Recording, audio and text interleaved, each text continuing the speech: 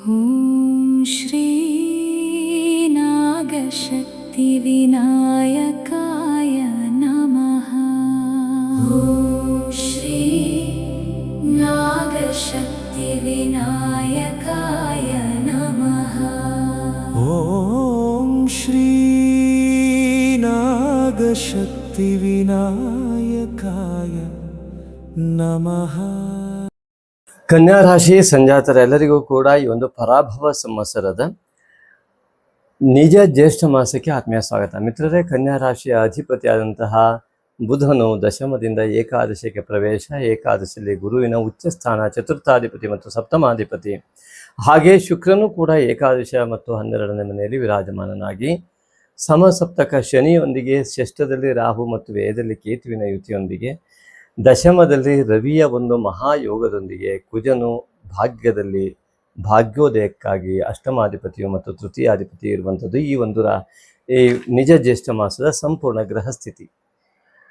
ಮಿತ್ರರೇ, ಅತ್ಯದ್ಭುತವಾದ ಯೋಗ ಕನ್ಯಾ ರಾಶಿಯವರಿಗೆ ಈಗ ಸಿಗ್ತಾ ಇದೆಯಾ ಅಂತ ಕೇಳಿದ್ರೆ ಸಿಗುವವರಿಗೆ ಖಂಡಿತ ಸಿಗ್ತಾ ಇದೆ. ಆದರೆ ಅವರ ಒಂದು ಫಲವನ್ನು ಗ್ರಹಿಸುವ ಸಾಮರ್ಥ್ಯದ ಮೇಲೆ ಮಹಾಯೋಗ ಖಂಡಿತವಾಗಿ ಸೃಷ್ಟಿಯಾಗಿದೆ. ಅವರಿಗೆ ಕೇತು ರಾಹುವಿನ ಬಾಧೆ ಕೂಡ ಅದೇ ಯೋಗಕ್ಕೆ ಬಾಧಿಸ್ತಾ ಇರುವುದರಿಂದ ಯಾರ್ಯಾರಿಗೆ ಈ ಜಗತ್ತಿನ ಮಾಯೆ ಜಾಸ್ತಿ ಆವರಿಸಿದೆ, ಅರ್ಥಾತ್ ಕೇತು ರಾಹುವಿನ ಛಾಯೆ ಅತಿ ಹೆಚ್ಚಿನ ಪ್ರಮಾಣದಲ್ಲಿ ಅವರ ಜಾತಕದಿಂದಲೋ ಪೂರ್ವ ಜನ್ಮದಿಂದಲೋ ಈ ಜನ್ಮದಿಂದಲೂ ಉಂಟಾದ ರಾಹು ಕೇತುವಿನ ಛಾಯೆ ಅದಕ್ಕೆ ಆ ಯೋಗ ತೆರೆದುಕೊಳ್ಳದಂತೆ ಮಾಡಿರಬಹುದು. ಅದಕ್ಕಾಗಿ ಏನು ಮಾಡಬೇಕು ಎಲ್ಲವನ್ನೂ ಈ ವಿಡಿಯೋದಲ್ಲಿ ನೋಡೋಣ ಸವಿಸ್ತಾರವಾಗಿ. ಯಾವುದೇ ಕಾರಣಕ್ಕೂ ಇದನ್ನು ತಪ್ಪದೇನೆ ಸಬ್ಸ್ಕ್ರೈಬ್ ಮಾಡಿ, ಹಾಗೆ ಶೇರ್ ಮಾಡಿ.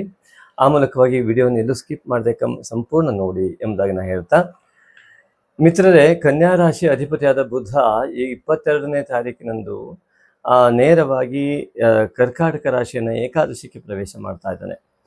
ದಶಮದಿಂದ ಏಕಾದಶಿಗೆ ಪ್ರವೇಶ ಮಾಡ್ತಾ ಇರುವಂತಹ ಬುಧ ದಶಮಾಧಿಪತಿಯಾಗಿರ್ತಕ್ಕಂತಹ ಬುಧ ಲಗ್ನಾಧಿಪತಿ ಕೂಡ ಆಗಿದೆ. ಆರೋಗ್ಯದಲ್ಲಿ ಚೇತರಿಕೆ, ನಿಮ್ಮ ಬುದ್ಧಿಮತ್ತೆಗೆ ಯೋಗ್ಯವಾದಂತಹ ನಿಮ್ಮ ನಿರ್ಣಯಗಳಿಗೆ ಸಂಪೂರ್ಣವಾದ ಏಕಾದಶದ ಸಂಪೂರ್ಣ ಫಲ. ಹಾಗೆ ಉದ್ಯೋಗದಲ್ಲಿ ಅತ್ಯುನ್ನತವಾದಂತಹ ವ್ಯವಸ್ಥೆ, ಉದ್ಯೋಗದಲ್ಲಿ ಅಥವಾ ಬಿಸ್ನೆಸ್ ಇತ್ಯಾದಿಗಳಲ್ಲಿ ಮಹಾಯೋಗ. ಗುರುವಿನ ಜೊತೆಗೆ ಯುತಿಯನ್ನು ಹೊಂದುವುದಂತೂ ಚತುರ್ಥಾಧಿಪತಿ ಮತ್ತು ಸಪ್ತಮಾಧಿಪತಿ ಜೊತೆಗಿದ್ದರಿಂದ ಮಾನಸಿಕ ಮನಸ್ತಾಪಗಳು ಅನೇಕರಿಗೆ ವಾಕಾರಕ ಮತ್ತು ವಾಗಧಿಪತಿಯ ಜೊತೆಗೆ ಸೇರುವುದರಿಂದಾಗಿ ಸ್ವಲ್ಪ ಮಿತ್ರತ್ವದ ಮಧ್ಯದಲ್ಲಿ ಶತ್ರುತ್ವವು ಇಣುಕುವುದರಿಂದಾಗಿ ಯಾರು ಶತ್ರುತ್ವವನ್ನು ಬಿಟ್ಟು ಆ ಮಿತ್ರತ್ವದೊಂದಿಗೆ ಪತಿಯೊಂದಿಗೆ ಸಹಕರಿಸ್ತಾ, ಪತ್ನಿಯೊಂದಿಗೆ ಸಹಕರಿಸ್ತಾ ವ್ಯವಹಾರ ಯಾರು ಪಾರ್ಟ್ನರ್ ಆಗಿ ಮಾಡ್ತಾ ಇರ್ತಾರೆ, ಅವರಲ್ಲಿ ಅತ್ಯುತ್ತಮವಾದ ಮಾತಿನ ಮೂಲಕ ಸಹಕರಿಸ್ತಾ ಇರ್ತಾರೆ, ಅವರಿಗೆ ಉತ್ತಮ ಲಾಭ ಖಂಡಿತ ಇದೆ. ಅದೇ ರೀತಿಯಾಗಿ ಪ್ರೇಮಿಗಳಿಗೂ ಕೂಡ ಮಹಾಯೋಗ ಇಲ್ಲಿ ಸೃಷ್ಟಿಯಾಗುವುದು ಹೌದು. ಮಾನಸಿಕವಾದಂತಹ ಮನಸ್ಸಿನಲ್ಲಿ ಅತ್ಯಂತ ಪ್ರೀತಿ ಇದ್ದರೂ ಕೂಡ ಮಾತನಾಡುವಾಗ ಯಾವುದೋ ಒಂದು ತಪ್ಪು ಮಾತುಗಳು ಸೃಷ್ಟಿಯಾಗಿ ಅದರಿಂದ ಕೂಡ ಮನಸ್ತಾಪ ಆಗುವ ಯೋಗ ಕೂಡ ಈ ಸಂದರ್ಭದಲ್ಲಿ ಪತಿ ಪತ್ನಿಯರಲ್ಲಿ ಮತ್ತು ವಿವಾಹ ಹೆಚ್ಚಕರಲ್ಲಿ ಮತ್ತು ಈ ಒಂದು ಪ್ರೇಮಿಗಳಲ್ಲಿ ಉಂಟಾಗುವ ಎಲ್ಲ ಲಕ್ಷಣಗಳು ಕೂಡ ಕಂಡು ಬರ್ತಾ ಇದೆ. ಮತ್ತು ವಿದ್ಯಾರ್ಥಿ ಜೀವನದಲ್ಲಿದ್ದವರಿಗೆ ಅನೇಕ ವಿಧವಾದ ಗೊಂದಲಗಳು ಸೃಷ್ಟಿಯಾಗುವಂಥ ಯೋಗ ಶನಿಯೇ ಉಂಟು ಮಾಡ್ತಾನೆ. ಅದಕ್ಕೆ ರಾಹು ಬಾಧಿತ ಮತ್ತು ಕೇತು ಬಾಧಿತವಾದ ಗ್ರಹಸ್ಥಿತಿಯು ಕೂಡ ಕಾರಣವಾಗುವುದರಿಂದ ಬುಧನು ಇಲ್ಲಿ ಕೇತು ಬಾಧಿತನಾಗುವುದರಿಂದಾಗಿ ಅತ್ಯಂತ ಗಣಪತಿಯ ಆರಾಧನೆ, ಅದರಲ್ಲೂ ನಾಗಶಕ್ತಿ ವಿನಾಯಕನ ಆರಾಧನೆ ಇದಕ್ಕೆ ಜಗತ್ತಿನಲ್ಲಿ ಇರುವ ಏಕೈಕ ಮಹಾಪರಿಹಾರ ಅಂತ ನಮ್ಮಲ್ಲಿ ಸ್ಪಷ್ಟತೆ ಇದೆ. ಅದನ್ನು ದಯವಿಟ್ಟು ಶ್ರದ್ಧಾ ಭಕ್ತಿಯುಕ್ತರಾಗಿ ಮಾಡಿದ್ರೆ ನಿಮಗೆ ಖಂಡಿತವಾಗಿ ಎಲ್ಲದೂ ಕೂಡ ಒಳ್ಳೆಯದೇ ಆಗುತ್ತೆ.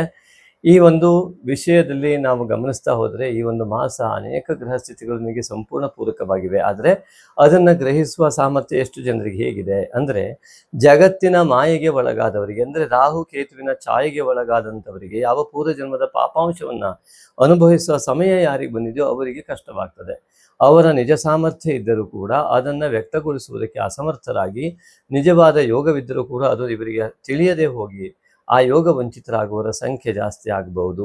ಅದನ್ನು ನೀವು ಪರಿಹರಿಸಿಕೊಳ್ಳೋದಕ್ಕೋಸ್ಕರವಾಗಿ ಆ ಜಗತ್ತಿನ ಮಾಯೆ ಅಂತ ಕರೆಯುವ ರಾಹುಕೇತುವಿನ ಛಾಯೆಯ ಆ ಒಂದು ಪರಿಣಾಮದಿಂದ ಹೊರಬರಲಿಕ್ಕಾಗಿ ನೀವು ಏನು ಮಾಡ್ಬೋದು ಅಂತಂದರೆ, ಅದಕ್ಕೆ ಮುಖ್ಯವಾಗಿ ನೋಡಿ, ಕೇತು ದೋಷ ವಿನಾಯಕನ ಆರಾಧನೆ, ನಾಗದೋಷ ರಾಹುವಿನ ಆ ದೋಷಕ್ಕೆ ನಾಗ ಆರಾಧನೆ, ಹೀಗೆ ನಾಗಶಕ್ತಿ ವಿನಾಯಕನ ಆರಾಧನೆ ಅತ್ಯಂತ ಸಂಪೂರ್ಣ ಎಲ್ಲ ಗ್ರಹಸ್ಥಿತಿಯ ಉತ್ತಮ ಫಲಕ್ಕೆ ಕಾರಣವಾಗ್ತದೆ.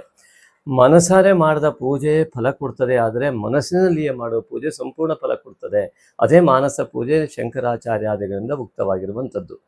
ಅಂತಹ ಮಾನಸ ಪೂಜೆ ನಾಗಶಕ್ತಿ ವಿನಾಯಕನದ್ದೇ ನೀವು ಮಾಡಿದ್ರಿ ಅಂತಾದರೆ ನಿಮಗೆ ಏಕಾದಶದಲ್ಲಿರುವ ಗುರುವಿನ ಅತಿ ದೊಡ್ಡ ಫಲ ಲಭ್ಯವಾಗುವುದರಲ್ಲಿ ಯಾವ ಸಂದೇಹ ಇಲ್ಲ. ಅತಿ ಉಚ್ಚನಾದಂಥ ಗುರುವಾಗಿರುವುದರಿಂದ ಪೂರ್ವದ 7 ಜನ್ಮದ ಫಲದೊಂದಿಗೆ ಉತ್ತಮ ಪುಣ್ಯಾಂಶದ ಫಲದೊಂದಿಗೆ ಈ ಜನ್ಮದ ಪುಣ್ಯಾಂಶದ ಫಲ, ಕುಟುಂಬದ ಪುಣ್ಯಾಂಶದ ಫಲವನ್ನು ಅನುಭವಿಸುವ ಯೋಗ ಬಂತು ಅಂದರೆ ನೀವು ನಿರೀಕ್ಷೆ ಮೀರಿದ ಮಟ್ಟದಲ್ಲಿ ಬೆಳೆಯುವ ಮಹಾಯೋಗ ಸೃಷ್ಟಿಯಾಗಿದೆ. ಅದನ್ನು ನೀವು ಪಡೆದುಕೊಳ್ಳುವುದಕ್ಕೆ ದಯವಿಟ್ಟು ನಾಗಶಕ್ತಿ ವಿನಾಯಕನ ಆರಾಧನೆ ಮಾಡಿ. ಅದರಲ್ಲೂ ಪುನರ್ವಸು ನಕ್ಷತ್ರದಂದು ಜುಲೈ 16ರಂದು ಅಮಾವಾಸ್ಯೆ ಘಟಿಸ್ತಾ ಇದೆ. ಮೂಲಾ ನಕ್ಷತ್ರದಂದು ಈ ಒಂದು ಜೂನ್ 29ರಂದು ಪೌರ್ಣಿಮೆ ಕೂಡ ಘಟಿಸ್ತಾ ಇದೆ ಧನುರಾಶಿಯಲ್ಲಿ. ಆದ್ದರಿಂದಾಗಿ ಈ ಒಂದು ಗುರುವಿನ ಮನೆಯಲ್ಲಿ ನಡೀತಾ ಇರತಕ್ಕಂತಹ ಒಂದು ಪೌರ್ಣಿಮೆ, ಬುಧನ ಮನೆಯಲ್ಲಿ ಉಂಟಾಗ್ತಾ ಇರತಕ್ಕಂತಹ ಒಂದು ಅಮಾವಾಸ್ಯೆ, ಇದು ಎರಡೂ ಅತ್ಯುತ್ತಮವಾಗಿ ಫಲ ಕೊಡುವ ಅತ್ಯಂತ ಉತ್ತಮವಾದ ಯೋಗ ಈ ಜ್ಯೇಷ್ಠ ಮಾಸದಲ್ಲಿ ನಿಮಗಿದೆ. ಕನ್ಯಾ ರಾಶಿಯವರೇ, ದಯವಿಟ್ಟು ನಿರಂತರವಾಗಿ ಓಂ ನಾಗಶಕ್ತಿ ವಿನಾಯಕಾಯ ನಮಃ ಜಪ ಯಾರೆಲ್ಲ ಮಾಡ್ಕೊಂಡು ಬರ್ತಾ ಇದ್ದೀರೋ, ಅದೇ ರೀತಿಯಾಗಿ ನಾಗಶಕ್ತಿ ವಿನಾಯಕನ ಮಾನಸ ಪೂಜಾರಾಧನೆಯನ್ನು ಯಾರು ಮಾಡ್ತಾ ಇದ್ರು, ಅದಕ್ಕೆ ಯಾರು ಹಣ ಕೊಡಬೇಕಾದಾಗತ್ತೆ ಅಲ್ಲ. ನೋಡಿ, ನಿಮ್ಮ ಮನಸ್ಸಿನಲ್ಲಿ ಮಾಡಿ ಅದರ ಫಲವನ್ನು ಅನುಭವಿಸಿ, ನಿಮಗೆ ಗೊತ್ತಾಗ್ತದೆ. ನಿರಂತರ ಒಂದು 48 ದಿವಸ ಮಾಡಿದಾಗಲೇ ನಿಮಗೆ ಅದರ ಪರಿಣಾಮ ಖಂಡಿತವಾಗಿಯೂ ಗೊತ್ತಾಗುತ್ತೆ. ನಿರಂತರತೆ ಇದ್ದಾಗ ಅದು ಅತಿ ಸುಲಭವಾಗಿ ನಿಮ್ಮ ಎಲ್ಲ ಯಾವ ಮಾಯ ಆವರಿಸಿದೆ ನಿಮ್ಮ ಯೋಗಕ್ಕೆ, ಅದು ತೆರೆದುಕೊಂಡಾಗ ನಿಮಗೆ ರಹದಾರಿ, ಅತ್ಯಂತ ಉತ್ತಮವಾದ ಮಾರ್ಗ ನಿಮಗೆ ಗೋಚರವಾಗುತ್ತೆ. ಅದರ ಮೂಲಕವಾಗಿ ನಿಮ್ಮ ಜೀವನ ಪಾವನವಾಗುತ್ತೆ. ಹಾಗಾಗಿ ಇಲ್ಲಿ ನಾಗಶಕ್ತಿ ವಿನಾಯಕನ ಮೂಲ ಮಂತ್ರ ಹವನವನ್ನು ಅನೇಕ ವಿಧವಾದ ನೆಗೆಟಿವ್ ಅಂತಂದರೆ ಯಾವ ಋಣಾತ್ಮಕ ಅಂಶಗಳಿದೆ, ಮಾಟ ಮಂತ್ರ, ದೃಷ್ಟಿ ದೋಷ ಇತ್ಯಾದಿಗಳ ದೋಷದ ನಿವಾರಣೆಗಾಗಿ ಸಂಕಲ್ಪ ಮಾಡಿ ಈ ನಾಗಶಕ್ತಿ ವಿನಾಯಕ ಪರಿಹಾರ ಧಾಮದಲ್ಲಿ ಖಂಡಿತ ಮಾಡ್ತಾ ಇದ್ದೇವೆ. ಮತ್ತು ಮೂಲಾ ನಕ್ಷತ್ರದಂದು ಕೂಡ ಇವತ್ತು ಈ ಒಂದು ಪೌರ್ಣಿಮೆ, ಪ್ರತಿ ಹುಣ್ಣಿಮೆಯಂತೆ ನಾಗಶಕ್ತಿ ವಿನಾಯಕನ ಮೂಲ ಮಂತ್ರ ಹವನ ನಡೆಯುತ್ತೆ ನಿಮ್ಮ ಆಶೋತ್ತರಗಳ ಈಡೇರಿಕೆಗಾಗಿ.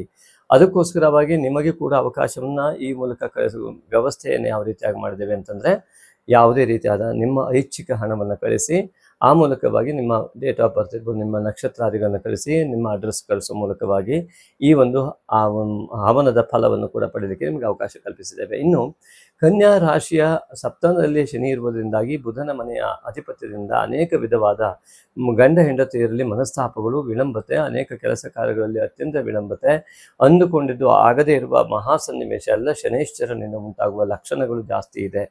ಅದೇ ರೀತಿಯಾಗಿ ಅಷ್ಟಮಾಧಿಪತಿ ಅಂತ ಕುಜ ಭಾಗ್ಯಕ್ಕೆ ಬಂದಿಂದ ಕುಲದೇವತಾ ಆರಾಧನೆಯಿಂದ ಅವೆಲ್ಲವೂ ಕೂಡ ನಿವಾರಣೆ ಯೋಗವು ಕೂಡ ಇದೇ ಮಾಸದಲ್ಲಿದೆ.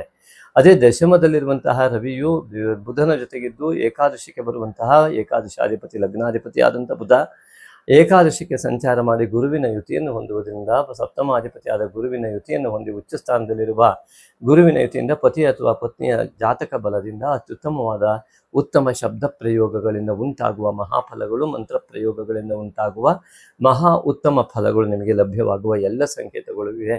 ಆದ್ದರಿಂದಾಗಿ ಇಂತಹ ಒಂದು ಉತ್ತಮ ಯೋಗದ ಜೊತೆಗೆ ಶುಕ್ರ, ಕೇತು, ದ್ವಿತೀಯಾಧಿಪತಿಯಾದಂತಹ ಶುಕ್ರ, ಹಣಕಾಸಿನ ಅಧಿಪತಿಯಾದಂತಹ ಶುಕ್ರ ಶತ್ರು ಕ್ಷೇತ್ರಗತನಾಗುವುದಲ್ಲದೆ ಅಲ್ಲಿ ಭಾಗ್ಯಾಧಿಪತಿಯಾದಂತಹ ಶುಕ್ರ ಕುಲದೇವತಾ ದೇವಿ ಇದ್ದರೆ ದೇವಿ ಕೋಪಕ್ಕೆ ಒಳಗಾಗಿರುವಂಥವರಿಗೆ ಬಹಳ ಕಷ್ಟ ಆಗಬಹುದು.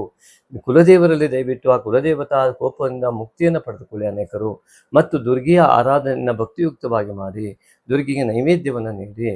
ಆ ಹೊಟ್ಟೆಯ ಭಾಗದಲ್ಲಿರುವ ಕೇತು ಶುಕ್ರ ದೋಷದಿಂದಾಗಿ ಅನೇಕ ದೋಷಗಳು ಉಂಟಾಗುವುದರಿಂದ ನಾಗಶಕ್ತಿ ವಿನಾಯಕನ ಆರಾಧನೆಯನ್ನು ಮಾಡುವ ಮೂಲಕ ಹಣಕಾಸಿನ ಕಾರಕ, ಸ್ತ್ರೀಕಾರಕ, ಶಕ್ತಿಕಾರಕನಾದಂತಹ ಒಂದು ಪತ್ನಿಕಾರಕನಾದ ಶುಕ್ರನಿಂದ ಅನೇಕರಿಗೆ ಕಷ್ಟಗಳು ಉಂಟಾಗಬಹುದು.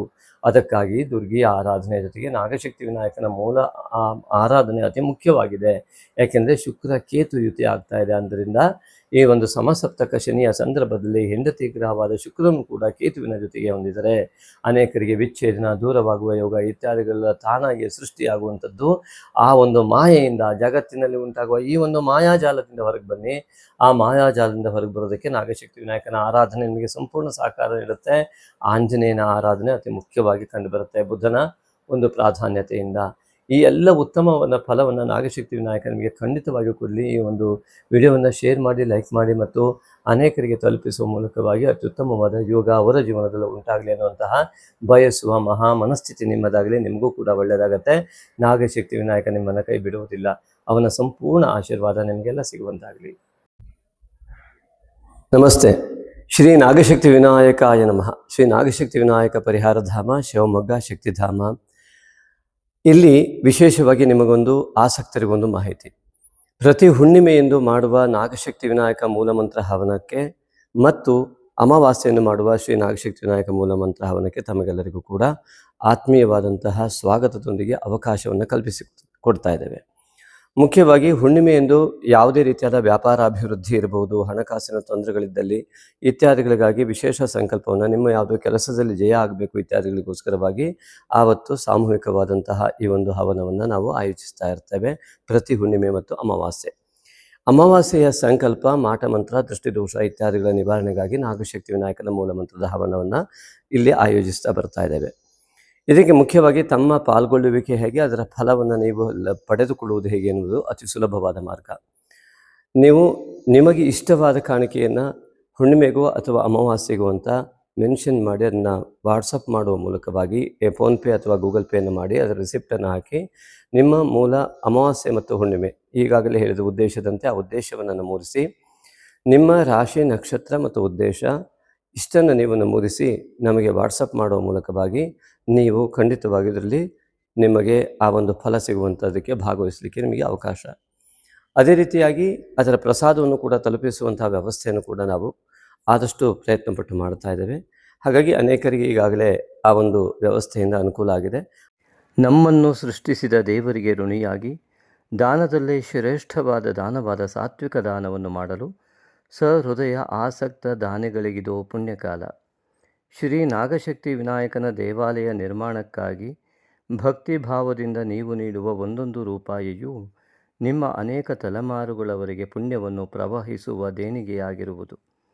ಈಗಾಗಲೇ ಶಿವಮೊಗ್ಗದ ಶಕ್ತಿಧಾಮ ಟೌನ್ಶಿಪ್ನಲ್ಲಿ ನಿರ್ಮಾಣ ಹಂತದಲ್ಲಿರುವ ಶ್ರೀ ನಾಗಶಕ್ತಿ ವಿನಾಯಕನ ದೇವಾಲಯಕ್ಕೆ ಸುಮಾರು 1.5 ಕೋಟಿಯಷ್ಟು ನಿರ್ಮಾಣ ವೆಚ್ಚ ತಲುಪಬಹುದೆಂದು ಅಂದಾಜಿಸಿದ್ದು, ದೈವೇಚ್ಛೆಯಂತೆ ಭಕ್ತಿಯುಕ್ತ ಮುಕ್ತ ಮನಸ್ಸಿನಿಂದ 9448507161 ಈ ನಂಬರಿಗೆ ನಿಮಗೆ ದೇವಪ್ರೇರಣೆಯಾದಷ್ಟು ದೇಣಿಗೆಯನ್ನು ಫೋನ್ಪೇ ಅಥವಾ ಗೂಗಲ್ ಪೇ ಮಾಡಿ ರಿಸಿಪ್ಟನ್ನು ವಾಟ್ಸಪ್ ಮಾಡಿ ಟೆಂಪಲ್ ಅಥವಾ ದೇವಾಲಯವೆಂದು ನಮೂದಿಸಿದಲ್ಲಿ ಸೂಕ್ತ ದೇಣಿಗೆಗೆ ವಾಟ್ಸಪ್ನಲ್ಲಿ ರಶೀದಿ ಕಳುಹಿಸಲಾಗುವುದು. ಹೆಚ್ಚಿನ ಮಾಹಿತಿಗಾಗಿ ವಾಟ್ಸಪ್ ಮೂಲಕ ಸಂಪರ್ಕಿಸಬಹುದು. ಸರ್ವೇ ಜನಾಃ ಸುಖಿನೋ ಭವಂತು.